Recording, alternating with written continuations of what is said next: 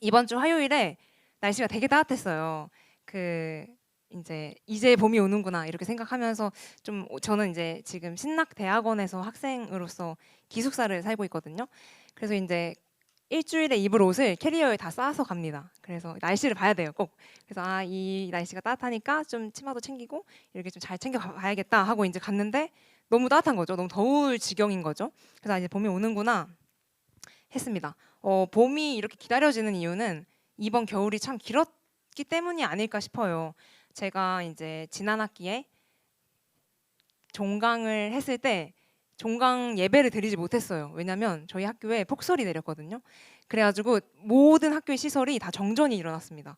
그리고 물도 끊기고 화장실 물도 안 내려가고 정수기도 안 나오고 충전도 안 되고 데이터도 안 되고 완전 이런 상황 가운데에서 눈은 또 이만큼 쌓인 거예요. 그래가지고 차를 가지고 이동하지도 못하고 한 몇 시간 동안 고립되어 있다가 이제 학교 밖을 다 도망치듯이 한 몇백 명의 사람들이 나갔거든요. 그렇게 해서 종강을 했는데 겨울 내내 방학 내내 너무 추운 거예요. 그래가지고 너무 계속 저는 이제 입 밖으로 춥다 춥다 이렇게 내뱉는 사람이어가지고 너무 춥다 이렇게 하면서 방을 보냈어요. 그리고 이제 2주 전에 개강을 했죠. 개강을 했는데 눈이 맞아주더라고요. 또 폭설이.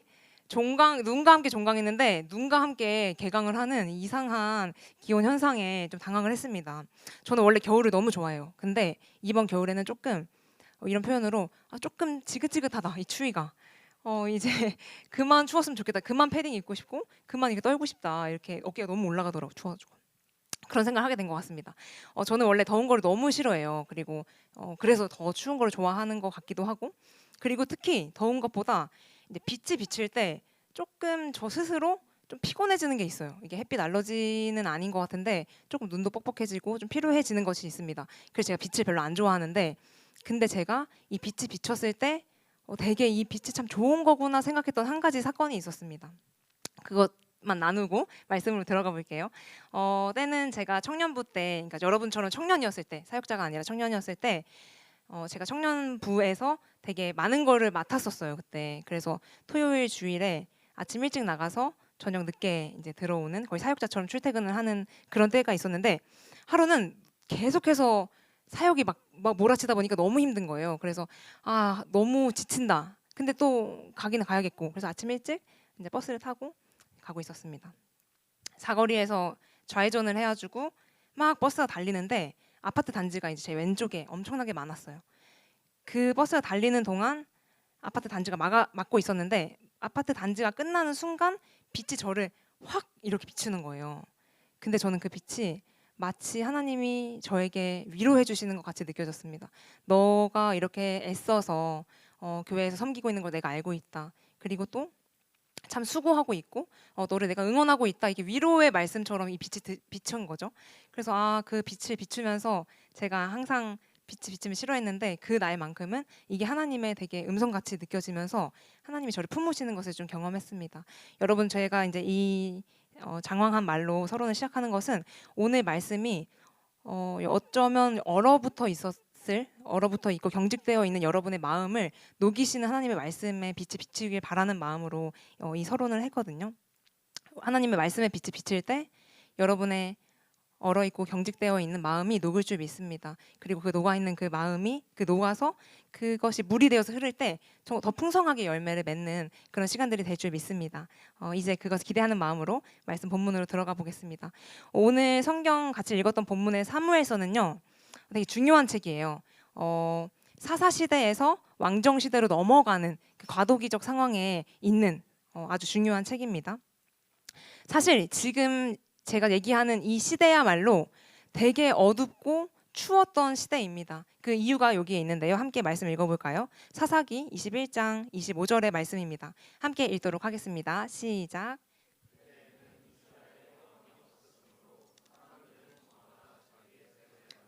하였다. 네, 이 말씀에 따르면 사람들이 자기의 뜻에 맞는 대로 행했다. 사실 하나님이 이스라엘 백성을 택하시고 출애굽시키셨을 때 딱 한 가지 명령하셨던 것이 있어요. 그것이 무엇이냐면 그 모세가 이스라엘 백성을 출애굽시켰잖아요. 그리고 모세가 죽고 여호수아가 그 다음 지도자로서 가나안 땅에 입성하는 데에 계속해서 전쟁을 치렀던 지도자였는데 여호수아가 죽기 전에 고별 설교처럼 한 말씀이 있습니다. 그것이 여호수아 24장의 말씀인데요. 이것도 함께 읽어볼까요? 14절의 말씀입니다. 함께 읽겠습니다. 당신들은 이제 주님을 경외하면서 아멘. 이 말씀입니다. 이스라엘 백성에게 여호수아가 죽기 전에 정말 당부하면서 했던 말이에요. 이제부터 당신들은 주님을 경외하면서 성실하고 진실하게 여호와를 섬기세요.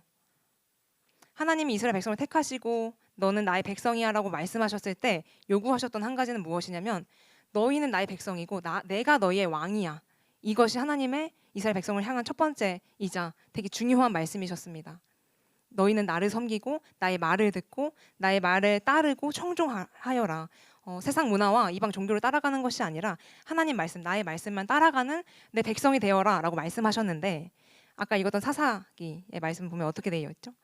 하나님의 말씀은 온데간데 없고 자기의 뜻대로 자기 생각대로 자기 소견에 옳은 대로 행했던 이스라엘 백성들의 모습이 나타나고 있는 것입니다. 그 당시 이스라엘 백성들은 여호수아가 죽고 나서 바로 하나님을 배교하고 불순종과 타락을 일삼기 시작합니다. 이것이 사사기라는 그 성경책 전체에 나와 있는데요. 이 사사기의 책을 요약하자면 이거예요. 이스라엘 백성들이 하나님께 죄를 짓습니다. 타락하죠. 그러면 어떻게 되죠? 다시 이스라엘 백성을 이 주변의 이방 국가들이 쳐들어오고 침입하기 시작해요. 그러면 이스라엘 백성들은 다시 하나님께 회개합니다. 그럼 하나님은 이스라엘 백성들을 불쌍히 여기시고 그들을 다시 구원하시기 위해서 사사들을 보내시는 이야기가 사사기의 내용이에요. 그런 패턴적으로 계속해서 반복된 여러분 이 패턴에서 이스라엘 백성들은 계속해서 영적인 타락과 무기력에 들어가기 시작합니다. 하나님의 말씀이 더 이상 들리지 않고 하나님의 말씀을 사모하지도 않는 이스라엘 백성들의 모습이 된 것이죠. 그 시대 안에는 영적인 암흑이 가득했습니다. 사무엘상 3장 1절 사사시대 그 이후의 사무엘서에서는 이렇게 이야기하는데요. 함께 읽어볼까요? 시작. 아이 사무엘이 엘리 앞에서 여호와를 섬길 때에는 여호와의 말씀이 희귀하여 이상이 흔히 보이지 않더라. 아멘. 지금 우리가 살아가는 21세기에서는 하나님의 성경인 말씀이 인쇄된 상태로 주어집니다.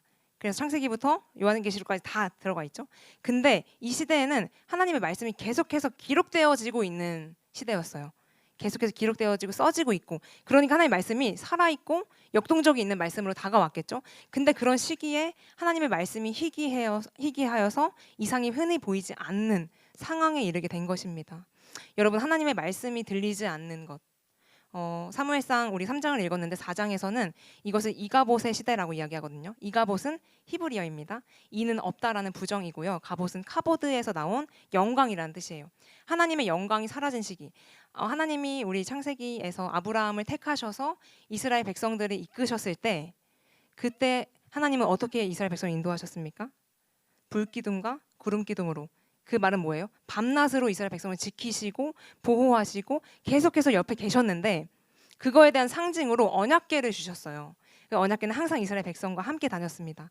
근데 사무엘상 4장에 보면 그 언약궤를 블레셋이라는 나라에 빼앗기는 일이 일어나게 됩니다. 빼앗기고 전쟁에서 지고 그 당시 제사장이었던 엘리의 아들 그 아들의 또 아들의 이름을 이가봇이라고 지어요. 보통 이 시대에는 자기 아들의 자녀들의 이름을 하나님과 연관지어서 이 시대의 상으로 이야기했거든요. 그러니까 다시 얘기해보자면 한 번도 하나님의 영광이 이스라엘을 떠난 적이 없었고 하나님의 말씀이 떠난 적이 없었는데 이 사사시대와 사무엘상의 이 시대 사이에는 하나님의 말씀이 들리지 않는 시기였던 것이죠. 하나님의 영광이 떠나버린 시기. 이것은 3장에 보면 사무엘상 2장을 보면요. 이 제사장, 하나님의 말씀을 듣고 하나님 말씀과 가장 가까이 있어야 했었던 제사장들의 모습을 통해서 알 수 있는데요. 간략하게 설명해 보겠습니다. 제사장들이 이제 그 제사를 드리잖아요. 사람들이 제사를 드리러 오면 그 고기를 삶기 시작합니다. 삶아서 하나님께 바치는 일들을 하는데 하나님께 바쳐지기 전에 완전히 다 제사가 완성되기 전에 잠깐 멈춰봐 이렇게 하고 그 고기에서 좋은 것들을 꺼내가는 것이죠. 자기들을 위해서. 그리고 하나님의 성전 안에서 그 성전에 있는 여자들과 관계를 맺으며 너무나도 부패하고 타락한 모습들을 제사장들이 보여주고 있는 것입니다. 하나님의 말씀을 맡은 제사장부터가 그렇게 행동하고 하나님의 말씀을 듣고 있지 않은데 이스라엘 백성들의 그 삶의 태도가 거기서 나타나는 것이죠. 다시 얘기해보자면 하나님의 영광이 떠나버리고 하나님의 말씀이 들리지 않는, 하나님의 말씀이 희귀해져 버린 이 시기가 바로 지금 우리가 읽은 사무엘상의 본문의 시기였던 것입니다. 여러분, 여호와의 말씀이 희귀했다는 것은요, 여호와의 말씀을 들으려는 사람도 없고 배우고자 하는 사람도 없고 그것을 가르치려고 하고자 하는 사람도 없었다는 것입니다. 하나님에 대한 관심이 없어진 시대, 그래서 하나님의 말씀이 들리지도 않고 들으려고 하지도 않는 그 시대. 저는 이 말씀을 묵상하면서 우리들은 어떤가 생각하게 되었어요. 여러분들의 학교는 어떻습니까? 하나님의 말씀이 들리고 있는 시대입니까? 그리고 또 여러분의 가정은요? 가정 안에 하나님의 말씀이 살아 숨쉬고 있습니까? 그리고 또 어디가 있을까요? 여러분들의 직장을 한번 생각해 볼까요?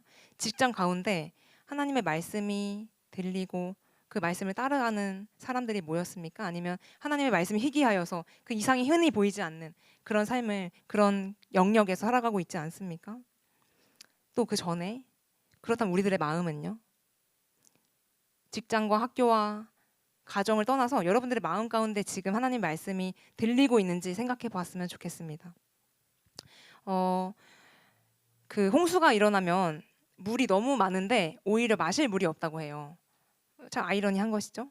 여러분, 우리가 오래 신앙생활하고 이 가운데에는 오래 신앙생활 하신 분들도 계시고 또 처음 하나님을 믿는 분들도 계실 텐데, 오래 신앙생활하고 또 여러 가지 양육 훈련을 받고 우리 마음 가운데 종교적인 지식이 늘어나고 그런 종교적인 행사들에 익숙해지고 있지만 하나님의 말씀은 사라진 그런 우리 교회는 아닌가 생각해 보게 되었습니다.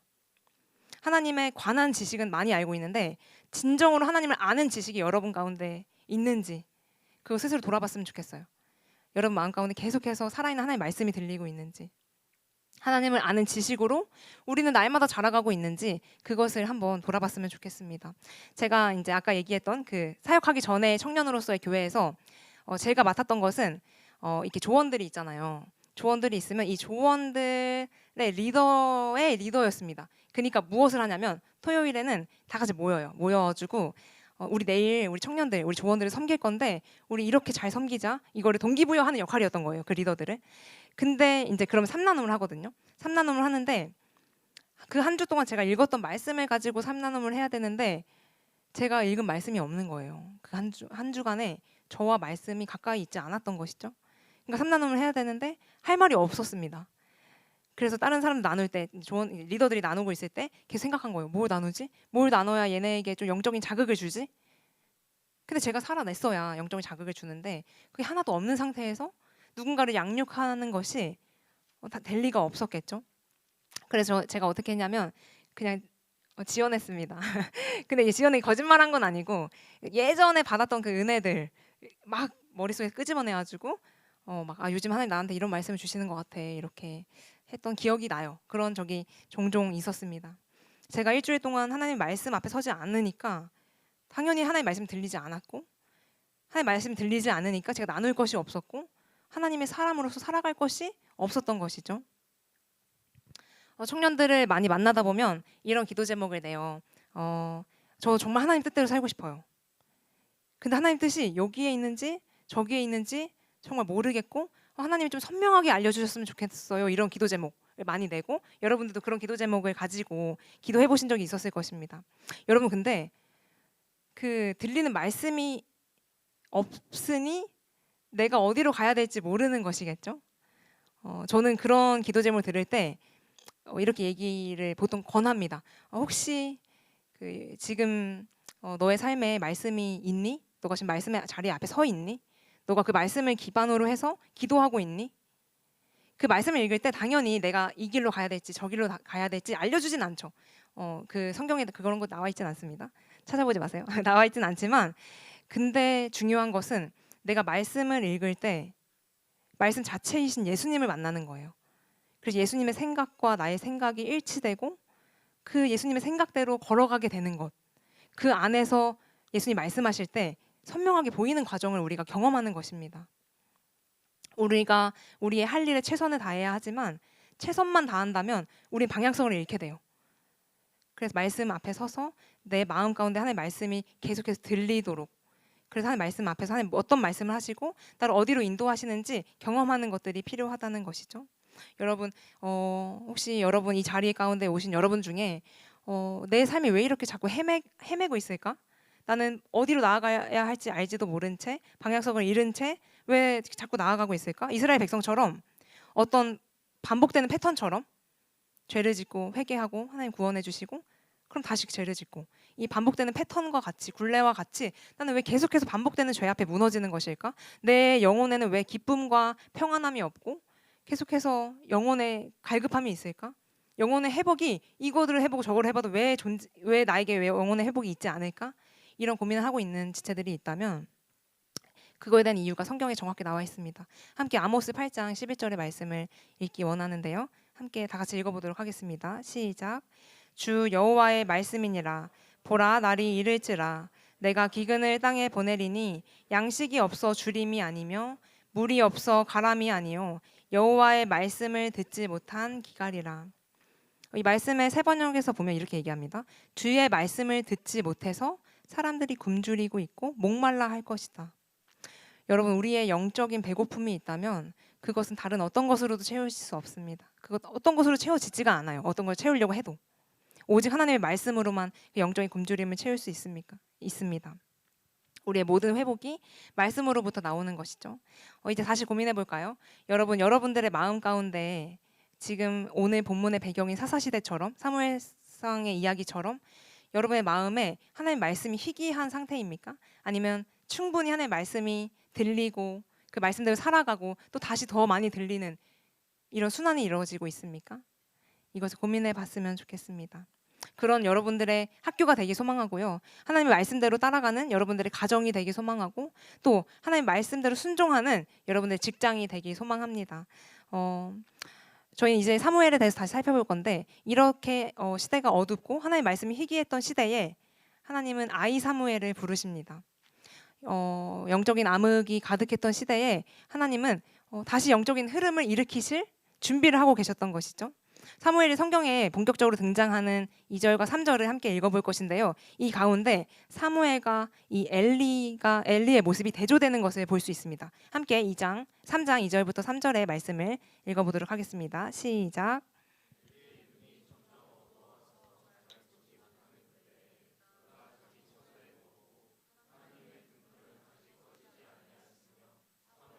하나님의 괴인은 여호와의 전 안에 누웠으니 자기 처소에 누워있는 엘리와 여호와의 전 안에 누웠던 사무엘의 모습이 대조되고 있습니다.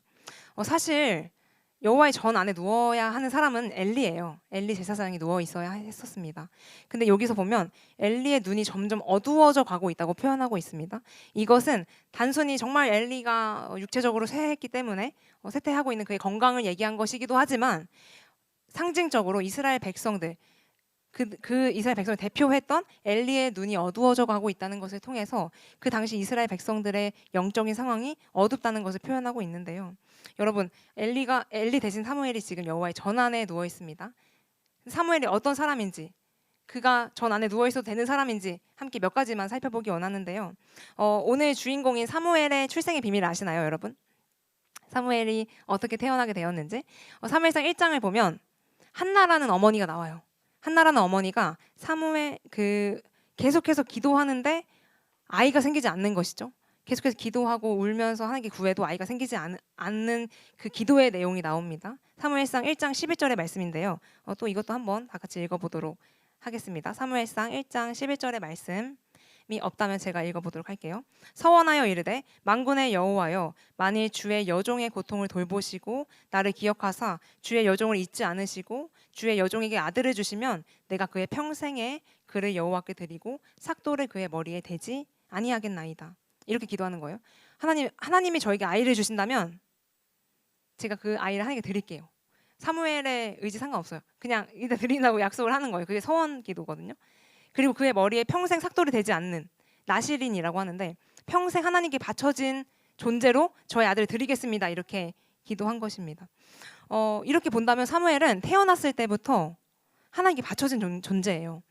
사무엘이 원하든 원하지 않든 그저 성전에 엄마와 일찍 떨어져서 그 성전에서 하나님의 말씀을 따르는 제사장의 밑에 있는 배우는 제자로서 살아가야 하는 인생. 그 신학교에 가면 자기소개를 하면 이런 사람들 되게 많습니다. 저희 부모님은 목사님이신데요. 저 갖기 전에 저를 위해 기도하셨대요. 이 아이를 신학교로 보내겠습니다. 정말 많아요, 이런 친구들이. 깜짝깜짝 놀라는데 저는 그렇진 않았는데 어, 그렇게 된 거죠. 그러니까 태어났는데 그 당시 지금이야 뭐 엄마가 성기도 해도 나 그냥 내가 하고 싶은 게 있어요 하면 가겠지만 이 당시에는 엄마가 그렇게 어렸을 때부터 아예 성전으로 보낸 것이죠. 내가 원해서 그 자리에 있는 것도 아닌 그저 성전에 던져진 존재.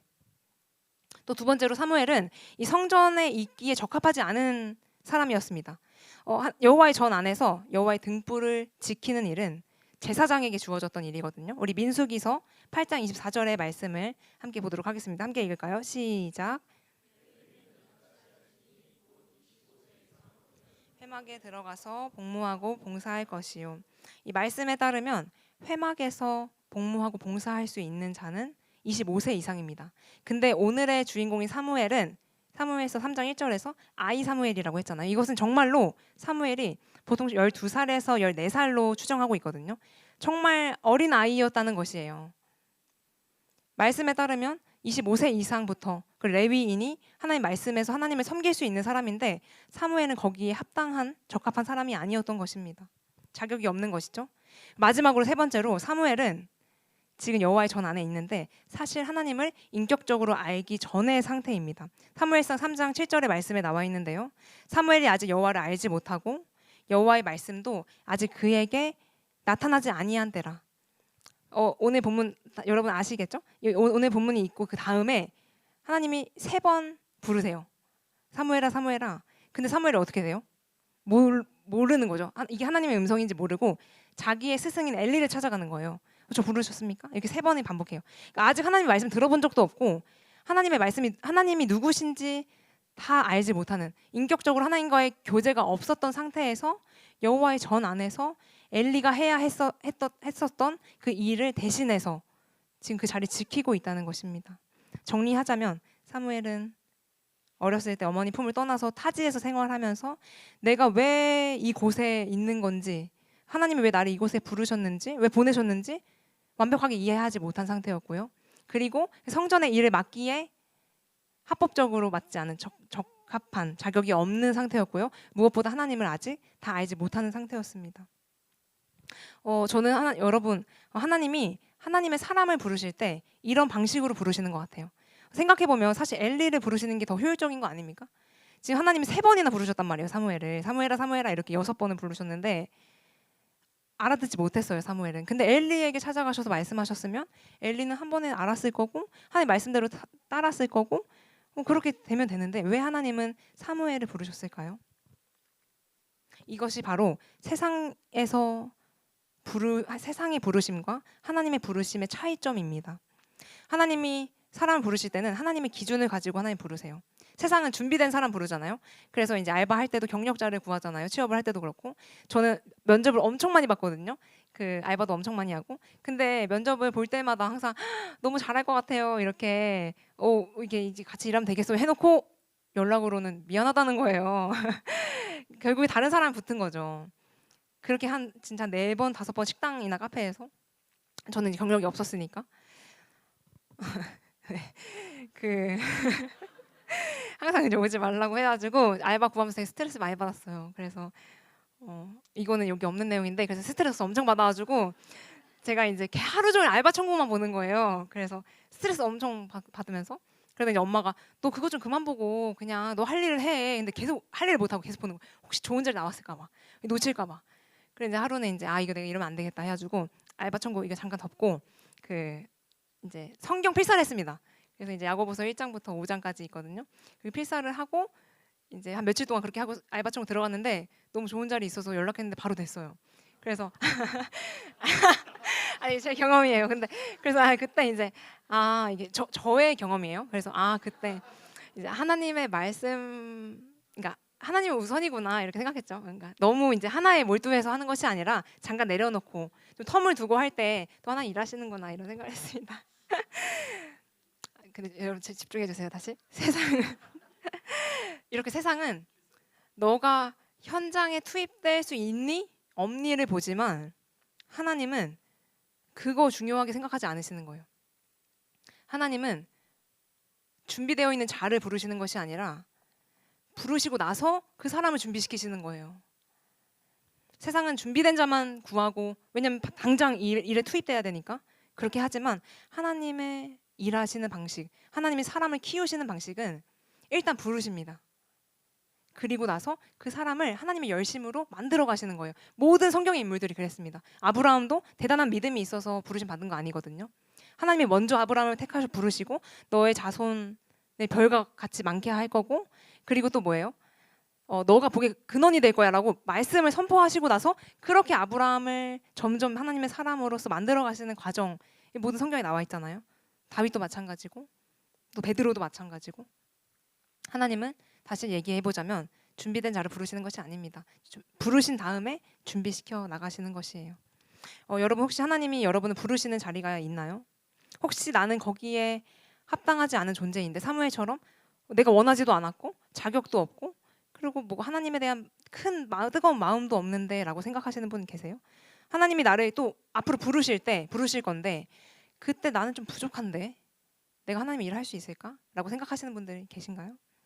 어떤 부르심이든지 이 부르심은 비단 신학으로 부르시는 것이 아니라 여러 삶 가운데의 부르심 앞에서 하나님은 여러분을 분명히 부르실 것입니다. 왜냐하면 여러분은 하나님의 성도이고 하나님의 자녀이고 하나님의 또 군사이고 하나님의 일꾼이기 때문이죠. 하나님은 계속해서 여러분을 하나님의 일하시는 곳에 부르실 것인데, 그때 하나님이 부르시는 기준은 여러분에게 어떤 것이 있기 때문이 아니라는 것을 기억했으면 좋겠어요. 오늘의 어린 사무엘을 생각하면서 어린 사무엘에게 어떤 강함이 있지 않았지만 하나님이 부르셨을 때 하나님이 그의 강함이 되어 주셨던 것이죠. 그래서 계속해서 이스라엘을 대표하는 선지자로서 초대 왕 사울에게 기름을 붓고 다윗에게 기름을 붓는 그 이스라엘 회복을 일으키는 한 사람으로 부르셨잖아요. 하나님이 사용하시고자 하시면 믿음이 약한 여러분일지라도 우리일지라도 하나님 강하게 만들어 주실 것입니다. 그리고 또 내가 하나님을 사랑하는 마음이 그렇게 없을지라도 하나님은 여러분 마음 가운데 하나님 사랑하는 마음을 부어주실 것입니다. 그것을 믿음으로 계속해 나아가는 여러분이 됐으면 좋겠습니다. 하나님이 어두웠던 현실에 사무엘을 통해서 이제 작별을 고하기 시작하십니다. 제가 이제 최근에 계속해서 들었던 메시지는 뭐냐면요, 이 시대가 너무 악하다는 거예요. 너무 어둡대요. 이번 겨울도 길었고 지금 또 학자들이 이야기하는 키워드가 불확실과 무질서함, 이 두 가지를 계속 얘기하면서 너무나도 어려운 현실이다 지금 이렇게 계속 얘기하고 있는 것이죠. 경제는 코로나 때보다 더 안 좋다고 하고요. 그리고 또 어떤 것이 있을까요? 연말 연초에 또 무수히 많은 어떤 다사다난한 사고들로 인해서 우리의 마음이 낙심이 되었죠. 그리고 또 정치적으로도 어느 때보다 혼란스러운 지금을 보내고 있습니다. 개인적으로는 어떻습니까, 여러분? 제가 어제 어떤 집사님과 이제 대화를 나눴는데 이렇게 얘기하시는 거예요. 하나님 마음에 안 들 때가 있어, 이렇게. 하나님이 마음에 안 들 때가 있어요, 이렇게 하시더라고요. 근데 그 이야기를 듣는데 어떻게 하나님이 마음에 안 든다고 얘기하지? 라고 이런 생각이 드는 것이 아니라, 그 이야기를 하기까지 집사님의 삶 가운데 얼마나 많은 역경과 하나님이 응답하지 않으시는 상황 가운데에서 좌절이 있었을까? 얼마나 그 삶의 여정 가운데서 고통과 고난과 고뇌가 가득했을까를 생각해 보게 되는 것이죠. 하나님의 자녀로서 살아야 된다는 건 알지만 나의 환경적으로 그렇게 살아가지 못하는, 하루만 살아도 벅차서 하나님의 자녀로서 살아야 한다는 건 알지만 그렇게 살지 못하고 일주일이 흘러가는 분주하게 그런 삶을 우리가 살아가고 있는 것이죠. 나에게 주어진 것들이 너무나도 많습니다. 그리고 이것들은 나를 가만히 두지 않고 계속해서 벼랑 끝으로 몰아가기도 합니다. 숨을 쉬기 어려울 때도 있죠. 근데 또 들은 말씀은 있어서 나의 상황은 힘들고 나는 그렇게 살아갈 힘은 없지만 또 들은 말씀이 있어서 그렇게 살아가야 한다는 부담감은 있고, 그 괴리에서 지쳐가고 있는 우리들의 모습인 것 같습니다. 또 기독교는 어떻습니까, 여러분? 계속해서 비판과 비난을 받고 있어요. 저는 그걸 언제 느끼냐면 유튜브에서 댓글 볼 때 너무 마음의 상처를 받습니다. 너무 우리 그렇게까지는 아닌데 이렇게 또 이렇게 너무 마음이 아프고. 근데 저는 신학생이잖아요. 제가 있는 학교는 모든 사람이 다 하나님 믿는 사람이란 말이에요. 그래서 찬양을 부르면서 가도 같이 따라 불러줄 사람들이에요. 근데 여러분들의 삶은 어떻습니까? 학교에 그리스도인들이 몇 명이나 있으세요? 회사에, 직장에? 그래도 혹시나 가정에 하나님 믿지 못하는 사람들도 있겠죠?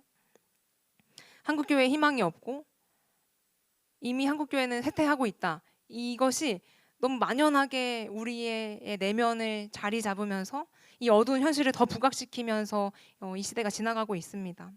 우리는 안과 박으로 힘든 시대를 지나가고 있고 너무나도 더디게 오는 봄의 날씨에 되게 지쳐하고 있는 우리들인 것 같습니다. 근데 여러분 기억해야 할 것이 있다면요. 이런 상황들은 상황이지만 그럼에도 불구하고 하나님의 등불이 꺼지지 않았다는 사실이에요. 아까 읽었던 여호와의 말씀이 희귀하여서 이상이 흔히 보이지 않았다라는 말씀은 단순히 여호와의 말씀이 보이지 않았고 들리지 않았고 사라졌다라는 것이 아니라 히브리어로 보면 이것은 파락스라는 단어인데요. 이것은 임산부가 이 아이를 낳기 전, 그 직전의 상황, 이 아이가 나오기 전에 이 하나님의 말씀이 터져 나오기 직전의 상황을 이야기하고 있는 것입니다. 하나님의 말씀이 사라져버린 것이 아니라 하나님은 그 터져 나올 그때를 준비하고 계신 것이죠. 하나님의 말씀이 끊어져 버린 것이 아니라 철저하게 계획된 하나님의 시간표 속에서 하나님이 이 말씀을 흘려보내실 때를 기다리고 준비하고 계신 것이에요. 누구를 통해서요? 사무엘을 통해서요. 아직 완성되지 않았던 부족하고 자격 없고 그저 성전에 던져진 존재였던 사무엘을 통해서 하나님 그 놀라운 일들을 꿈꾸고 계셨던 것이죠. 하나님은 이렇게 또 일하시는 것 같아요. 또 하나님의 일하심에 대해서 많이 설명하는데 하나님은 되게 강력하게 말씀으로 강력하게 일하시기도 하지만 그 강력한 임재로서 일하시기도 하지만 하나님은 신기하게 부재로서도 일하신다는 것입니다. 하나님이 안 보이는 때 하나님의 말씀이 사라진 것 같은 그 시기에도 하나님이 일하고 계신 거예요. 왜냐하면 하나님은 부재하신 가운데서도 그 부재를 통해서 일하고 계시기 때문입니다. 오늘 하나님께서 하나님의 때에 조만간 곧 어두웠던 사사시대를 지나고 조만간 하나님의 말씀을 다시 흘려보내실 것인데 그 때가 도달하기 전에 사무엘을 부르시고 계십니다. 사무엘의 출생은요, 아까 얘기한 것처럼 특별해요. 인간 한 여인의 눈물과 그 이스라엘 백성을 향한 하나님의 눈물이 만나서 나오게 된 것이 사무엘입니다. 인간의 어머니의 눈물과 하나님의 아버지의 눈물이 만나서 탄생한 사무엘인 것이죠. 여러분 우리는 다 전부 다 하나님의 말씀을 들은 사람이잖아요. 그리고 하나님의 사랑을 받았던 사람이잖아요. 그런 사람들로서 하나님의 말씀이 전혀 보이지 않아 보이는 이 시대 가운데에서 하나님의 마음을 아는 사람이 됐으면 좋겠습니다. 하나님의 마음을 알고 하나님이 눈물 흘리시는 곳에 같이 아픈 마음을 품을 수 있는 사람, 하나님의 그 애통하는 심정을 느낄 수 있는 사람, 하나님이 잃어버린 영혼들을 향해서 눈을 돌리실 때 저 말씀이 사라져 있는 이 어두운 현실에 마음 아파하실 때 같이 그 현실에 동참하여서 하나님과 동역하면서 하나님의 말씀을 흘려보내줄 수 있는 그 사람이 우리가 됐으면 좋겠습니다. 여러분 어떻게 해야 될까요? 우리는 그러면 하나님의 등불이 꺼지지 않았다고 했어요. 하나님은 지금 다 계획하고 준비하고 계십니다. 하나님이 다시 내가 하나님의 영광을 되찾으실 그 날을 준비하고 계실 때 우리가 할 것은 많은 것이 아니에요. 그냥 우리가 할 수 있는 것들을 해가면 됩니다. 그것이 어떤 것이죠? 오늘 사무엘이 했던 것처럼 아직 하나님을 알지 못해도 그냥 그 전 안에 하나님이 전 앞에 서 있는 것이죠. 자지 않고 깨어 있는 것이죠. 그 자리를 지키는 것이죠. 하나님 말씀하실 때까지요.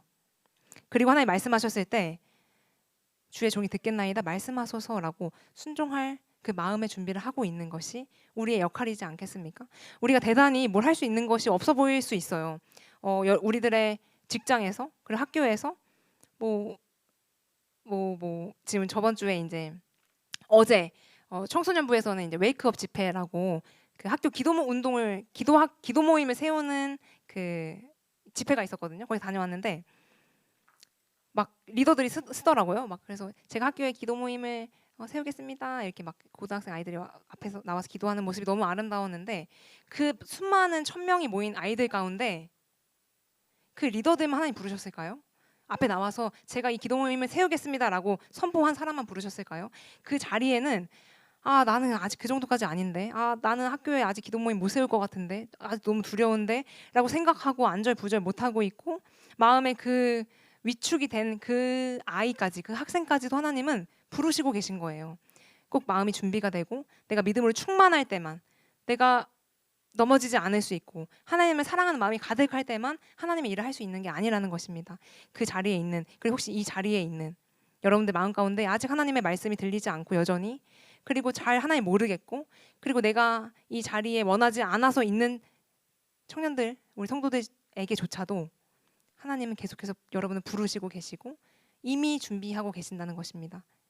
여러분들이 그 자리에 서 있으면 나머지는 모든 것을 하나님이 책임지고 인도해 나가시는 것이죠. 여러분, 이제 마지막으로 시편 한 구절을 읽고 말씀 마치려고 하는데요. 시편 147편 18절의 말씀입니다. 이 말씀을 함께 좀 묵상하면서 읽어볼까요? 시작.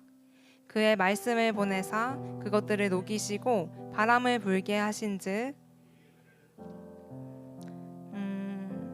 이 말씀을 제가 읽을 때 모르겠어요. 날마다 좀 그 이미지적으로 상상이 되면서 눈물이 나는 것 같아요.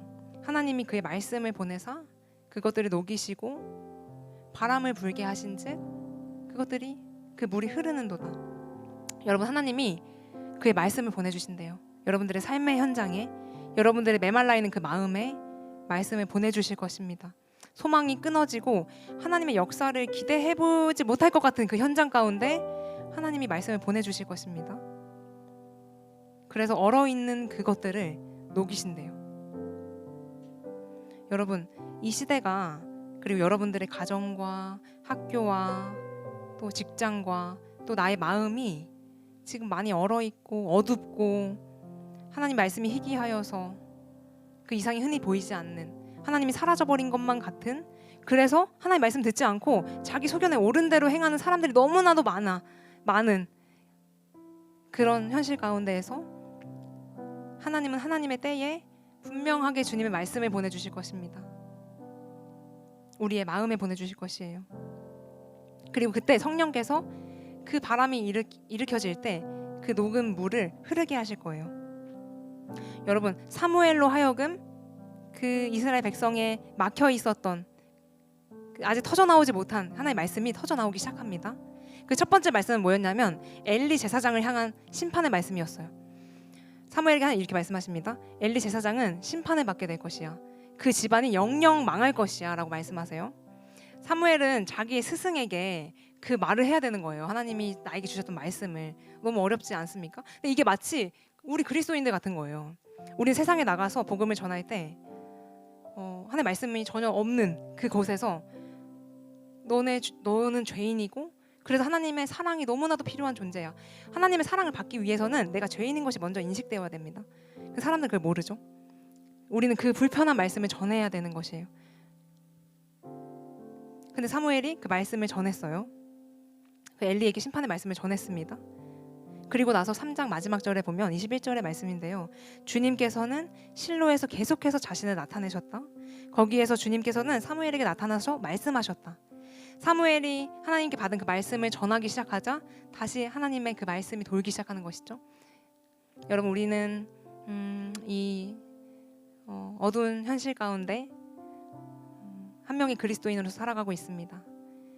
근데 그냥 살면 좋은데 하나님 또 여러분 부르실 거예요.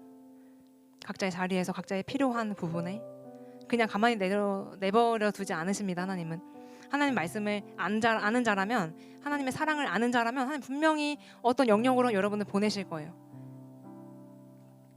우리가 준비할 것은 무엇이라고요? 내 마음에 하나님의 말씀이 가득한지 살펴보는 거. 이 시대는 말씀이 끊어졌지만 우리 마음에는 말씀이 넘칠 수 있잖아요. 여러분, 이번 주에 말씀 읽으셨어요? 말씀을 통해서 날마다 내가 교정받고 하나님의 말씀 앞에 서서 내 삶이 조율되는 것들을 경험해야죠. 그 변화되는 그 삶들을 경험해야 되는 거 아니겠습니까?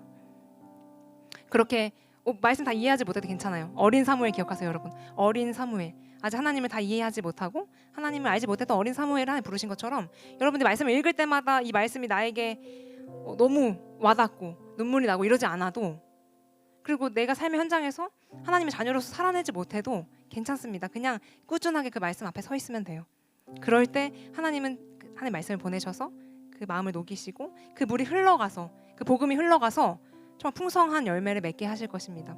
우리 교회는 이제 행복 축제를 준비합니다. 여러분, 그 태신자 작정하는 거 어려우시죠? 몇 명이나 작성해야 되고 또 이들에게 복음을 전해야 하고 이 부담으로 느껴질 수 있어요. 근데 여러분 무서워하지 마세요. 전하는 것을. 하나님이 이미 준비하셨고 그리고 너가 나의 사람으로서 그 자리에서 얼마나 잘할 수 있니? 얼마나 복음을 잘 전할 수 있니? 이게 아니라 내가 전할 테니 너는 그 자리에 있기만 해. 이렇게 말씀하시는 거예요.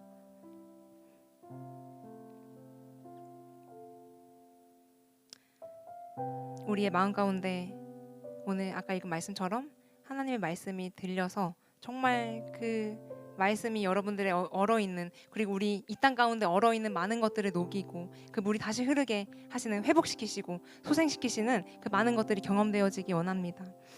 우리 함께 찬양하기 원하는데요. 말씀 앞에서라는 찬양입니다. 찬양의 가사처럼 우리가 말씀 앞에서 경외하는 마음을 가지기를 소망합니다. 그 생명의 말씀을 읽고 그냥 읽는 것이 아니라 순종하는 사무엘처럼 하나님 말씀에 순종하는 우리가 되길 바래요. 근데 그 말씀은 힘이 있어서 우리를 거룩해 한다고 합니다. 내가 거룩해지려고 하는 것이 아니라 말씀을 읽을 때 그 말씀이 내 안에 들어와서 우리 거룩하게 만들 것입니다. 그 하나님의 말씀에 두려워 떨면서 그 말씀에 우리의 삶과 인생을 던지는 우리 모두가 되길 소망합니다. 함께 찬양합시다.